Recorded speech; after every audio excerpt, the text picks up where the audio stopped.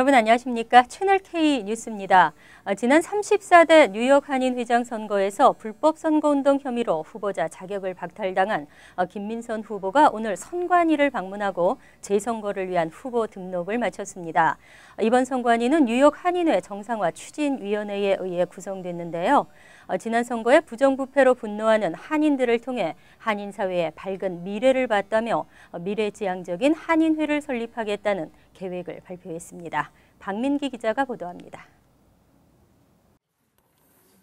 민승기 뉴욕 한인회장과의 경선이 예상됐던 지난 34대 뉴욕 한인회장 선거에서 불법 사전선거 운동 혐의로 후보자 자격을 박탈당한 김민선 후보가 오늘 뉴욕 한인회장 재선거를 위한 후보 등록을 마쳤습니다.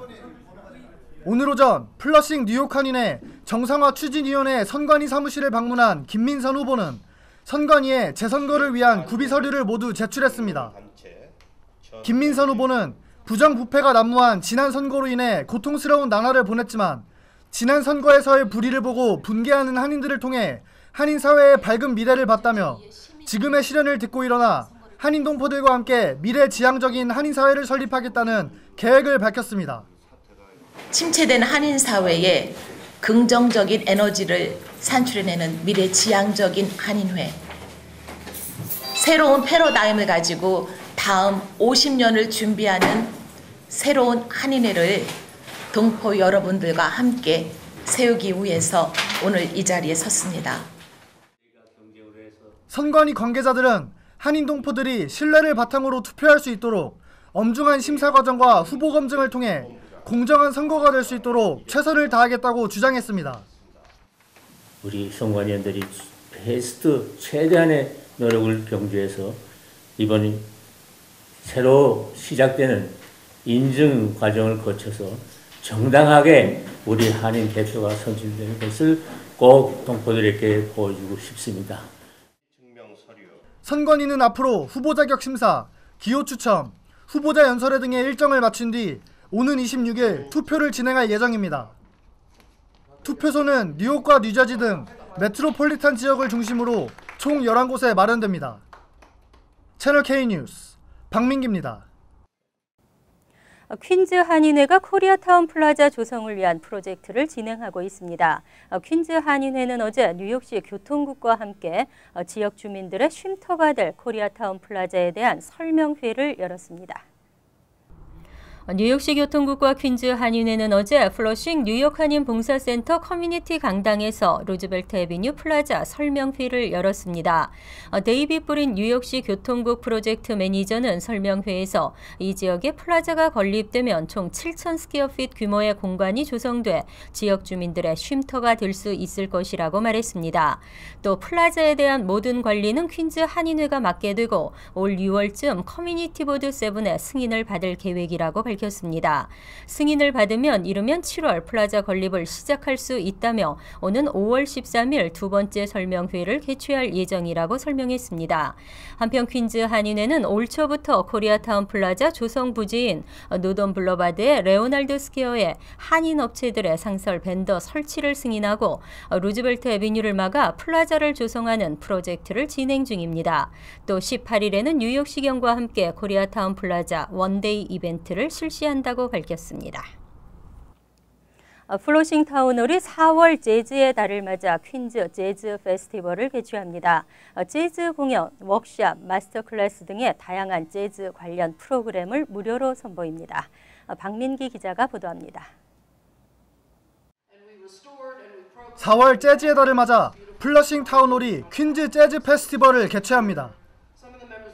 어제 플러싱 타운홀에서 진행된 기자회견에는 재즈 문화 홍보에 앞서는 그룹 퀸즈 재즈 오버그라운드와 플러싱 타운홀 관계자들이 참석해 재즈 페스티벌에 대해 소개하는 시간을 가졌습니다. 매년 플러싱 타운홀과 협력해 재즈 페스티벌을 개최하는 퀸즈 재즈 오버그라운드 관계자들은 음악은 인종을 떠나 남녀노소를 하나로 묶어주는 매개체라고 주장하며 페스티벌을 통해 진정한 재즈의 매력을 느낄 수 있을 것이라고 밝혔습니다. So I think it's a really international art form that can appeal to everybody. And it's a free event, and it's right here in Queens. So if you haven't checked out jazz before, this is a really good chance to come and see if you like it. 쇼온 최 플러싱 타운홀 마케팅 디렉터는 대부분의 한국 사람들이 재즈는 어려운 음악이라고 생각하지만 사실 진입장벽도 낮고 편하게 들을 수 있는 음악 중 하나라고 강조하며 다양한 무료 프로그램이 준비되어 있는 만큼 많은 한인들의 참여를 당부했습니다. 일단은 공연들이 한국 교민들도 오셔가지고 편하게 보시기 좋죠. 왜냐면은 재즈 하면은 왠지 재즈가 이제 미국 음악이긴 한데 재즈가 되게 편하게 들으실 수 있는 음악이기도 합니다. 그래서 이번 무료 이런 프로그램을 통해서 한번 나도 재즈 한번 들어볼까 해서 공연 오셔서 한번 보시고, 그리고 주위에 아이들 예를 들어서 악기를 하시는 아이들이 있거나 그러면 같이 가족끼리 와서 뭐 마스터 클래스 같은 것도 같이 한번 보시고 구경하시고 같이 또 공연도 보시고 이러면은 조금 더 쉽게 접할 수 있는 기회가 될 겁니다. 퀸즈 재즈 페스티벌은 오는 4월 25일 토요일 오후 12시부터 저녁 10시까지 진행됩니다. 채널 K뉴스 박민기입니다. 이미 여러 차례 한국의 교육 제도를 칭찬해온 버락 오바마 대통령이 또다시 한국 교육 예찬론을 펼쳤습니다. 오바마 대통령은 핀란드와 한국을 거론하며 교육 제도가 잘 되어 있다고 말했습니다. 오바마 대통령이 지난 15일 노스캐롤라이나주 샬롯에서 열린 여성 블로거들과의 타운홀 미팅에서 한국과 핀란드의 교육 제도를 예찬했습니다. 오바마 대통령은 특히 한국의 교사는 의사나 기술자가 받는 수준에서 봉급을 받고 있다며 존경받는 직업이라고 강조했습니다. 한편 대통령의 여동생이 과거 미국에서 교사 생활을 했던 사례를 거론하며 여동생이 얼마나 봉급을 적게 받았는지 알고 있다며 가족을 부양하기도 힘들다고 말했습니다. 오바마 대통령은 취임 첫 해인 2009년 이후부터 여러 차례 한국의 뜨거운 교육열과 교육 제도를 칭찬해왔습니다.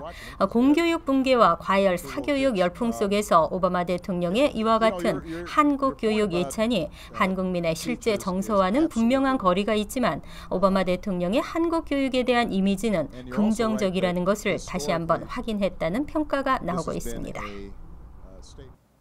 소득세 환급금을 가로채는 사기가 기승을 부리고 있습니다. 뉴욕주에서만 7만여 명의 소득세 환급 사기 피해를 당한 것으로 나타났습니다. 찰스 슈머 연방상원 의원은 지난해 뉴욕주에서 소득세 환급 사기 피해를 당한 주민이 7만여 명에 달했다고 밝혔습니다. 전국적으로는 230여만 명이 피해를 당했고 금액으로는 50억 달러가 넘었습니다. 사기단은 여러 개의 사회보장번호를 입수한 뒤 번호마다 소득세 신고를 하는 방식으로 범죄를 저지르고 있습니다. 최근 들어 온라인 소득세 신고가 보편화되고 사회보장번호만 있으면 소득세 신고를 할 수 있게 되면서 이와 같은 사기가 기승을 부리는 것으로 나타났습니다.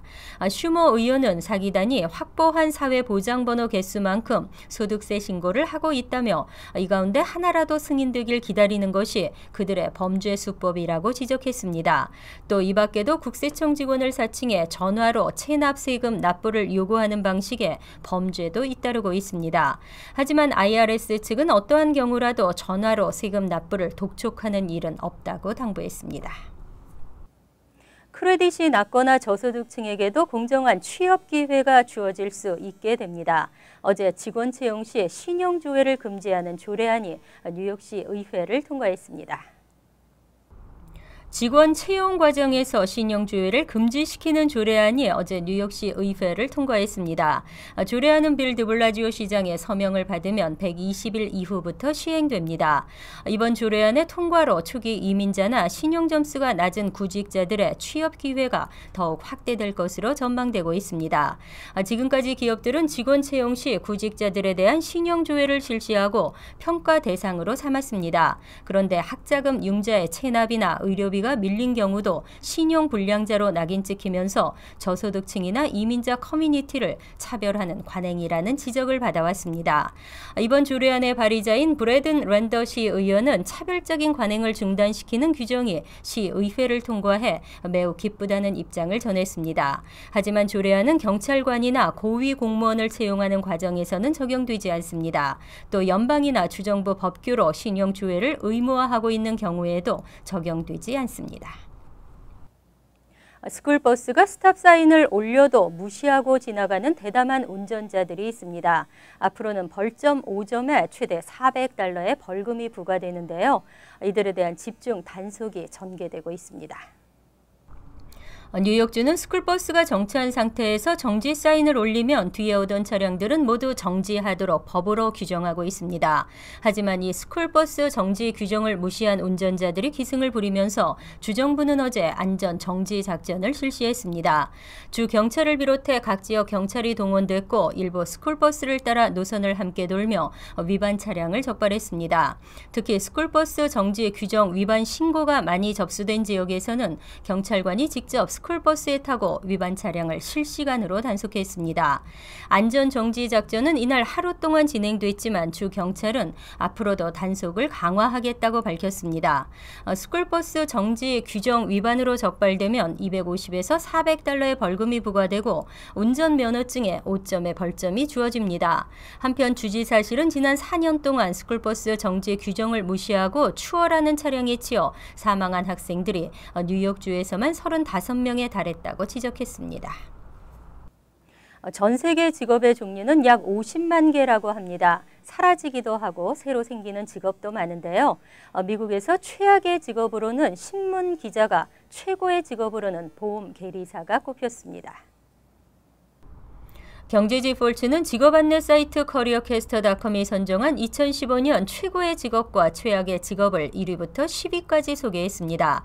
지난 2013년에도 최악의 직업으로 선정됐던 신문 기자는 지난해 벌목꾼에게 1위를 내줬다가 2년 만에 다시 최악의 직업에 올랐습니다. 이 사이트는 형편없는 직업 전망과 낮은 봉급, 해고 문제가 지난 수년간 신문 산업을 뒤덮고 있다고 진단했습니다. 신문 기자 외에도 5위의 방송인, 6위의 사진 기자 등 언론 관련 직업 3개가 최악의 직업 탑10에 들었습니다. 그 밖에는 벌목꾼이 2위, 군인 3위, 요리사 4위, 교도관과 택시기사, 소방관과 우체부 등이 뒤를 이었습니다. 반면 최고의 직업으로는 1위에 오른 보험계리사 외에 청각검사 기능사 2위, 수학자 3위, 통계학자가 4위, 그 뒤를 이어 생체공학자와 데이터과학자, 치과 위생사, 소프트웨어 기술자와 직업치료사, 컴퓨터 시스템 분석가 등이 선정됐습니다. 이어서 LA 지역 한인사회 소식입니다. 최근 버스기사 폭행 등 대중교통의 안전과 문제점들이 지적되고 있습니다. 이번에는 메트로 당국이 버스나 지하철 내에서 공공연하게 이루어지는 성추행도 뿌리 뽑겠다고 밝혔습니다. 박시문 기자가 취재했습니다. 최근 들어 버스기사를 폭행하거나 버스 내에서 싸움이 일어나는 경우가 있어 사회적으로 문제가 되고 있습니다. LA교통국은 2만 2천여 명의 대중교통 이용자들을 대상으로 설문조사를 벌인 결과 응답자 가운데 22%가 지난 6개월 사이 언어폭력, 성추행 등을 경험했다고 밝혔습니다. 이는 4명당 1명꼴인 셈입니다. If you see it, report it. If you're experiencing it, report it.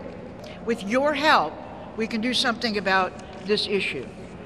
갈수록 심해지는 대중교통의 안전 문제, 메트로 당국은 카운티 정부, 셰리프와 함께 대중교통 내 폭행과 성추행 등을 신고할 수 있는 핫라인을 개설했습니다.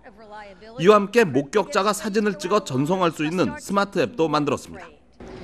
More than 80% of Metro riders have cell phones, and they can call the dispatch center at 888-950-SAFE.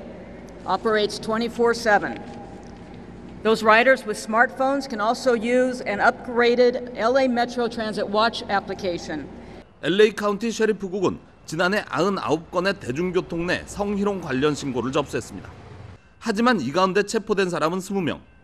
셰리프 당국은 신고 제도가 자리를 잡게 되면 앞으로 버스나 지하철에서 이뤄지는 폭력이나 성추행 문제를 뿌리 뽑을 수 있을 것으로 본다고 전했습니다. MBC 뉴스 박시몬입니다. EBS 한국교육방송공사 관계자들이 코날 교육문화재단과 업무 협약을 체결하고 한인 1.5세와 2세들에게 한국어와 한국 문화를 알리기 위해 LA를 찾았습니다. 앞으로 미주 한인사회는 물론 주류사회에 교육 한류를 주도할 것을 약속했습니다. 김지은 기자의 보도입니다. 오늘 EBS 아메리카 사무실에서는 EBS 한국교육방송공사와 코날 교육문화재단의 업무 협약 체결식이 열렸습니다. EBS 측은 앞으로 코날 교육문화재단과 공동으로 이곳에 EBS 교육문화센터를 설립할 예정입니다. 미주 한인들에게 한글과 한국 정통문화에 대한 교육을 직접 제공하겠다는 취지입니다. EBS는 이제 교육을 전문으로 하는 공영방송인데 이제는 국내 서비스뿐만 아니라 해외 동포들이 한국인으로서 정체성을 확보하는 데 도움을 줄 수 있도록 하기 위해서 MOU를 체결했습니다. 코날 교육문화재단은 오늘 업무 협약을 계기로 자라나는 1.5세와 2세들에게 한국인으로서의 자긍심을 고취시켜줄 수 있도록 다양한 프로그램을 만들어갈 것이라고 밝혔습니다. 앞으로 EBS 교육문화센터를 통해서 대한민국의 교육 한류 확산과 더불어 다양하고 체계적인 문화 콘텐츠를 미주 동포 사회에 제공하는 데 어떤 역할을 할 것을 우리가 염두에 두고 있습니다. 이어 신용섭 EBS 한국교육방송공사 사장은 남가주 한국학원 산하 윌셔 사립초등학교의 교정을 둘러보며 미주 한국학교연합회 측과 만남의 시간을 가졌습니다. 한글 및 한국 문화교육 사업의 일환으로 미주 한국학교연합회 측에 교육문화 콘텐츠를 전달하기 위해서입니다. 이번에 우리 미국에는 600편의 초중고 한글 관련 콘텐츠를 제작해서 우리가 이번에 제공하게 되었는데 하여간 해외 동포 교육에 대해서 EBS가 어느 정도 역할을 하겠다는 것이 우리의 생각입니다. 전달된 콘텐츠는 윌셔 사립초등학교를 비롯해 2세, 3세들의 한글 교육과 문화를 가르치는 데 활용될 예정입니다. 정말 이 소중한 자료를 저희한테 이렇게 전해주셨는데 우리 2세들의 뿌리 교육을 위해서 학생들에게 각 수업 시간에 중요한 자료들을 활용을 하겠습니다. 한편 EBS는 지난 1970년대 라디오 교육방송으로 시작해 한국의 공교육 보완과 국민의 평생교육 추구를 목적으로 다양한 교육 서비스를 제공하고 있습니다. EBS 한국교육방송공사는 앞으로도 해외 동포들이 한국인으로서의 정체성을 확립할 수 있도록 교두보 역할을 할 것이라고 밝혔습니다. TBK 뉴스 김지은입니다. 월드리포트입니다. 마천루 대국이라는 중국 초고층 빌딩에 유리를 닦는 사람들의 사고 소식도 잇따라 나오고 있습니다. 관련 법규의 강화가 지적되고 있습니다. 공중에 매달린 곤도라가 유리벽에 세차게 부딪힙니다. 곤도라에는 유리를 닦던 2명이 타고 있습니다. 밖은 410m 91층 높이입니다.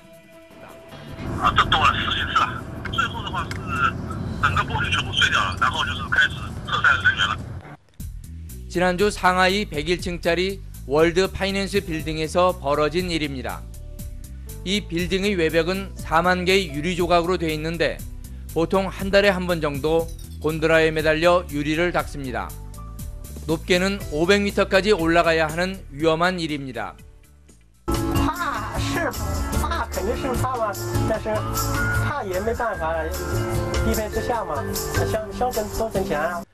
최근 상하이에 지어지는 건물들은 모두 초고층입니다. 여기에 이번에 사고가 난 빌딩이 병따개 빌딩으로 불리는 것처럼 저마다 특이한 모양으로 지어져 외벽을 청소하기가 갈수록 힘든 상황입니다.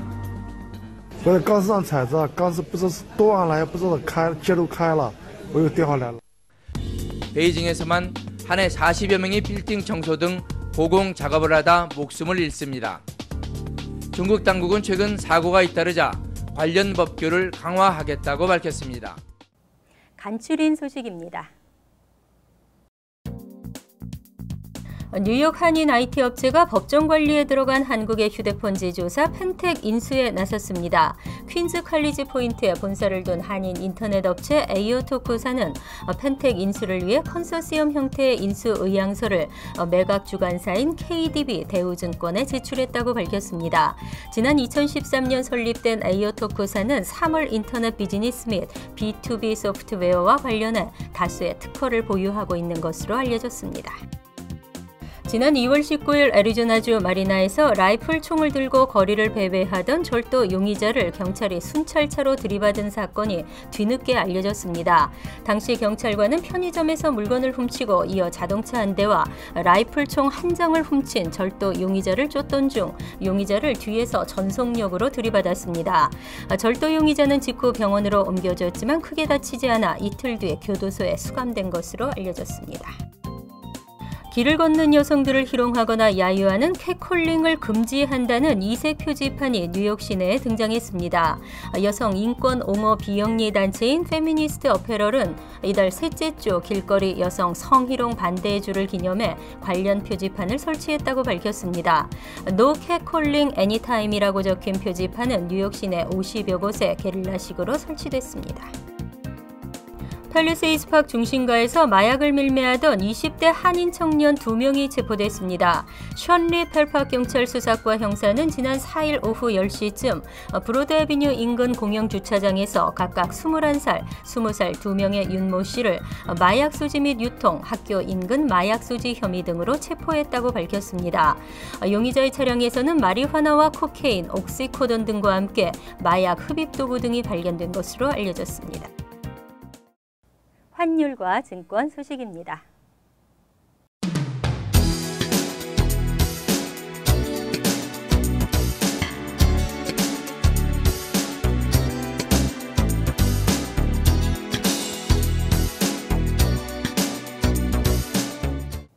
이어서 날씨입니다. 토요일은 대체로 맑고 화창한 포근한 주말이 예상됩니다. 낮 최고 기온은 74도, 섭씨 23도, 밤 최저 기온은 50도, 섭씨 10도로 예상됩니다. 일요일도 맑은 하늘이 이어지겠지만 기온은 다소 내려가겠습니다. 하지만 월요일은 흐리고 쌀쌀한 가운데 바람이 불면서 지역에 따라 비가 내리겠습니다. 화요일은 차차 개이고 따뜻하겠습니다. 항상 여러분과 함께하는 채널 K 뉴스 여기서 마칩니다. 편안한 주말 되시기 바랍니다.